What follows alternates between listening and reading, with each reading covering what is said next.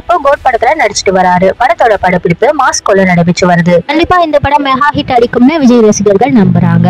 ஏன்னா முதன்முறையாக விஜய் இயக்குறாரு வெங்கட் பிரபு. இவர் எப்பவுமே அது மேக்கிங்கையும் திரைக்கதையையும் வித்தியாசமாகவும் ஜாலியாகவும் கொடுப்பாங்கிற காரணத்தினால அவரது ஸ்டைல் விஜய்க்கு கிளிக் ஆகும்னு எதிர்பார்க்கப்படுது. பட ரிலீஸுக்கு இன்னும் 4 மாத காலங்களே இருக்கிற காரணத்தினால படப்பிடிப்பை சீக்கிரமாகவே முடிச்சுட்டு போஸ்ட் ப்ரொடக்ஷன்ஸ் பணிகள்ல ஈடுபட இருக்காரு வெங்கட் பிரபு. இந்த படத்துக்கு இருக்கிற உச்சக்கட்ட எதிர்பார்ப்புல ஒன்றுதான் விஜய் யுவன் கூட்டணி. அதுக்கேற்ற மாதிரியே பெரிய எதிர்பார்ப்போடு கடந்த 14ஆம் தேதி ஃபர்ஸ்ட் சிங்கிள் வெளியாச்சு. இசை போடுன்னு தொடங்கிய அந்த பாடல் ரசிகர்களை கொண்டாட வச்சது.